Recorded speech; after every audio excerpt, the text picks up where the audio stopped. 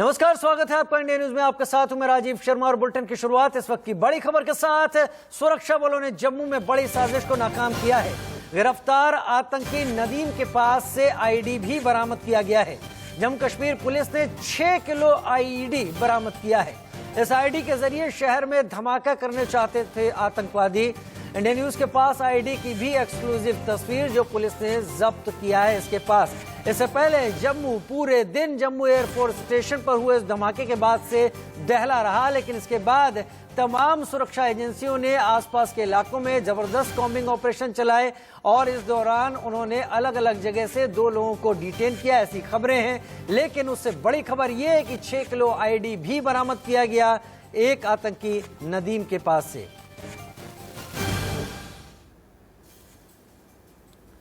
और जम्मू ब्लास्ट में सूत्रों के हवाले से बड़ी खबर आ रही है कि इस ब्लास्ट में आतंकी संगठन जैश-ए-मोहम्मद पर शक है। एयरफोर्स स्टेशन के टेक्निकल एरिया में धमाका किया गया था। ड्रोन हमले में एयरफोर्स के 2 जवानों के घायल होने की भी खबर है। ड्रोन से सुबह ये धमाके हुए थे जो कि जम्मू एयरफोर्स स्टेशन में किए गए थे।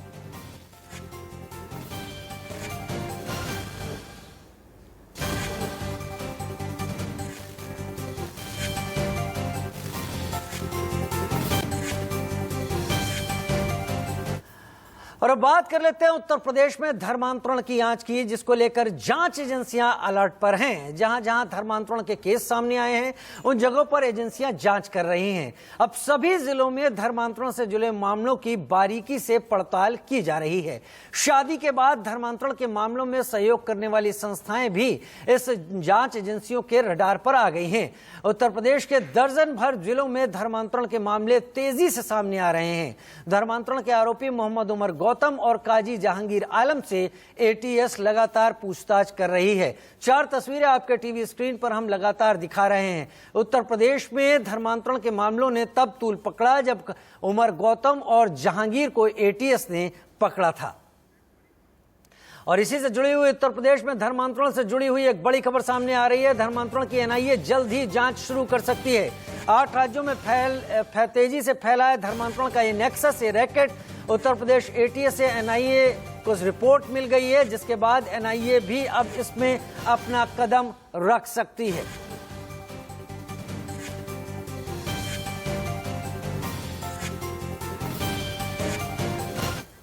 और धर्मांतरण के मामले पर हर कहीं सियासी सरगर्मी है। एटीएस अपना काम कर रही है। कई राज्यों में जांच फैलने का अंदेशा है। एनआईए इसमें आ रही है। सियासी दल क्या कुछ कह रहे हैं, ये सुनते हैं।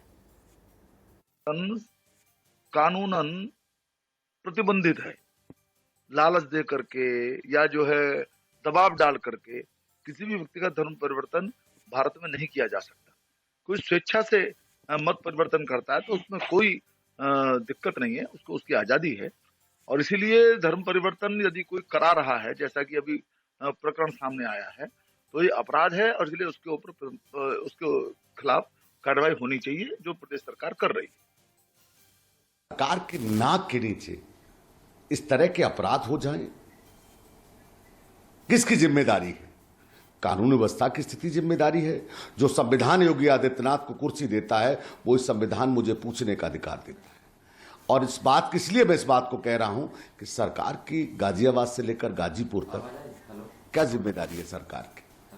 लोग अपराध करते रहे, सरकार देखती रहे, आप बताएंगे एनएसए लगाएंगे, जेल भेजेंगे, जेल में हत्याएं हो जाएं, पत्रकारों की हत्या हो जाए, ये जिम्मेदारी किसकी है? धर्मांतरण पर अगर कोई कानून व्यवस्था की जिम्मेदारी है कि नहीं? देश संविधान से चलेगा कि योगी आदित्यनाथ के कानून से? साथ ही हमारे आशीष सिन्हा ज्यादा जानकारी के साथ मेरे साथ इस पर लाइव जुड़ रहे हैं। आशीष, अब तक तो एटीएस ही जांच कर रही थी और एटीएस ने 2 लोगों को गिरफ्तार भी किया था। इसके बाद तमाम अलग अलग जगह एरिया जहां पर जांच एजेंसियों की नजर पड़ी थी, इसमें मेरठ शामिल है, उन्नाव शामिल है, कानपुर है, वाराणसी है, लखनऊ है और बुलंदशहर का भी इलाका, अलीगढ़ का भी इलाका सब में आता है। अब एनआईए आ रही है। ऐसे क्या तमाम सुराग हासिल हो रहे हैं जिसको देखकर लग रहा है कि केवल एनआईए ही अब इसकी जांच कर सकती है, उसके ज्यादा अब संक्षेप बाकी एजेंसियां उतनी सक्षम नहीं होंगी? नहीं, देखिए राजू, एनआईए इसलिए इसमें इन्वॉल्व किया जा रहा है क्योंकि ये मामला बहुत ज्यादा बड़ा हो चुका है। ये मामला केवल उत्तर प्रदेश तक सीमित नहीं है। देश के 24 राज्य हैं जहां धर्मांतरण का ये मामला जाल फैला हुआ है। इसके अलावा जो केंद्र शासित प्रदेश है जैसे दिल्ली है, वहां भी ये तकरीबन 10 से ज्यादा धर्मांतरण के मामले हैं। तो ऐसे में इस मामले की जांच को अब एनआईए को सौंपने की तैयारी हो चुकी है। दूसरी सबसे अहम बात कि यूपी के अब हर जिलों में धर्मांतरण से संबंधित मामलों की जांच होगी, ये तय हो गया है।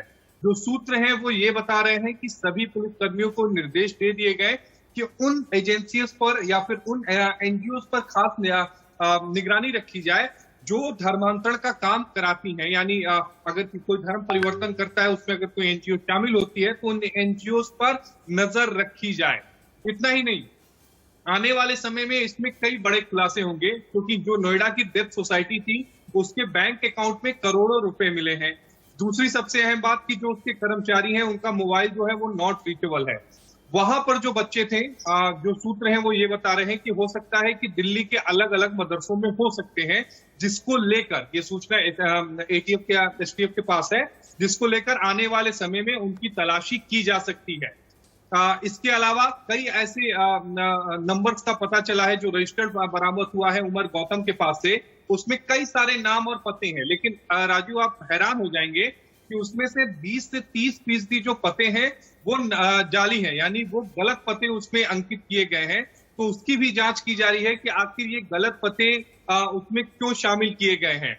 इसके अलावा उमर गौतम, जाहिर सी बात है आशीष, अंदेशा उनको भी था जो इस तरह का काम कर रहे थे, लिहाजा उन्होंने गलत पतों को पहले से तैयार कर रखा था, जिससे कि अगर जांच हो तो उन तक आंच आसानी से ना पाए। बहुत शुक्रिया आशीष हमारे साथ जुड़ने जानकारी के लिए। वहीं धर्मांतरण केस में इंडिया न्यूज की खबर का असर भी सामने आया है। फतेहपुर के नूरुल हुदा इंग्लिश स्कूल पहुंच गई है एटीएस।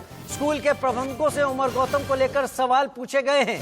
स्कूल के किस किस कार्यक्रम में शामिल हुआ उमर गौतम के साथ कौन कौन आया था। 2 दिन पहले ही आईटीवी ने यह खबर सबसे पहले सामने रखी थी और अब एटीएस भी वहां पहुंच गई। 2020 में मौलाना के साथ स्कूल आया था उमर, 20 से 25 मौलाना के साथ यहां पर कार्यक्रम में शामिल हुआ था। एटीएस ने यहां से कार्यक्रम के वीडियो फुटेज भी मांगे हैं।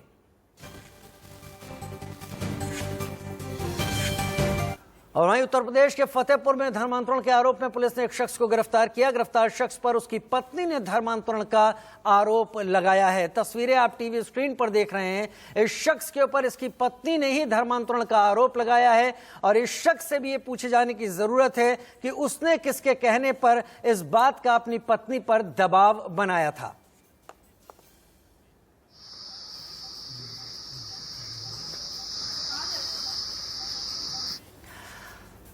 उत्तर प्रदेश में अगले साल चुनाव होने हैं, लेकिन सुगबुगाहट अब से ही तेज हो गई है। जोर आजमाइश का दौर दिखने लगा है। बीजेपी दोबारा सत्ता पर काबिज होने के लिए खुद को मजबूत करने में जुटी है, तो विपक्ष में फूट का सिलसिला देखने को मिला है।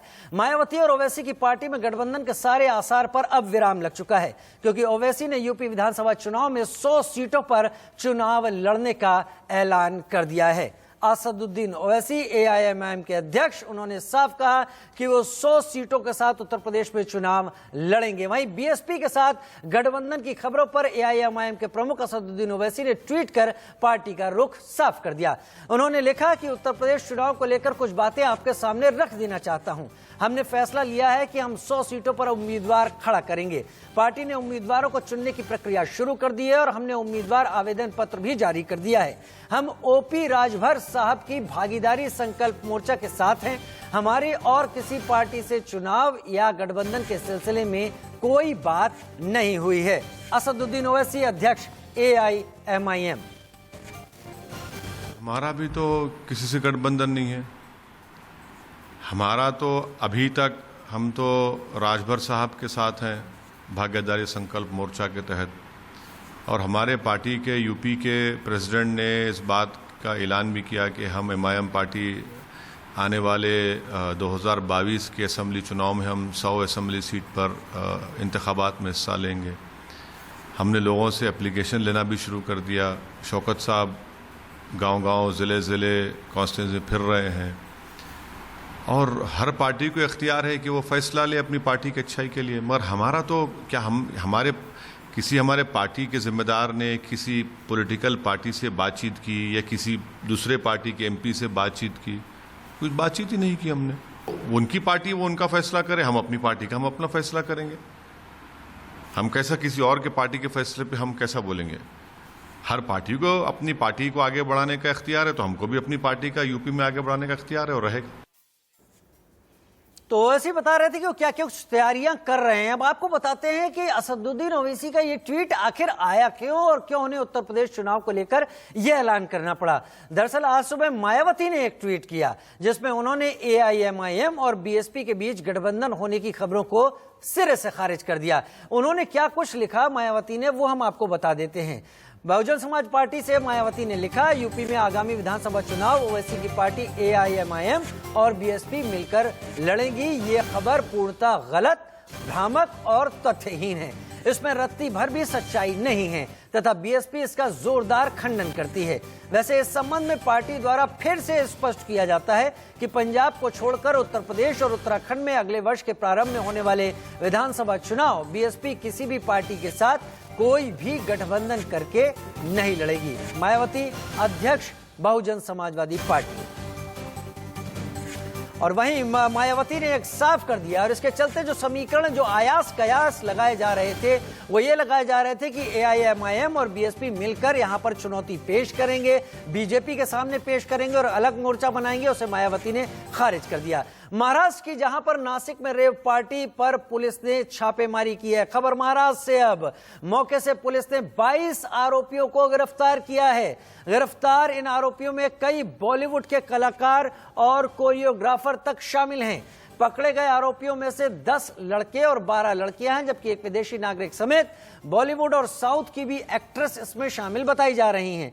यह भी बताया जा रहा है कि इनमें से एक बिग बॉस फेम भी है। मौके से भारी मात्रा में नशीला पदार्थ मिला। पुलिस ने कई बार बॉलीवुड के कई कलाकारों को ड्रग्स के साथ पार्टी करते हुए गिरफ्तार भी किया है। कुछ दिनों पहले ही पुलिस की एक टीम ने अभिनेत्री नायरा नेहल शाह को गिरफ्तार किया था। दरअसल सुशांत सिंह राजपूत के निधन के बाद ड्रग्स का मामला सामने आया और एनसीबी ने इसकी जांच शुरू कर दी थी।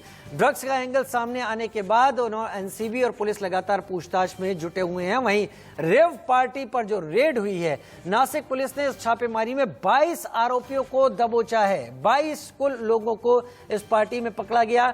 पकड़े गए लोगों में 10 लड़के 12 लड़कियां शामिल बताए जा रहे हैं। इतना ही नहीं, आरोपियों में बॉलीवुड और साउथ की एक्ट्रेस भी शामिल हैं। स्कॉट विला, ताज विला नाम से जगह थी जहां पर यह पार्टी हो रही थी। 22 लोग गिरफ्तार हुए। बिग बॉस फेम समेत एक शख्स समेत एक एक्टर समेत भी गिरफ्तारी यहां पर हुई है। इसमें एक विदेशी नागरिक भी शामिल है।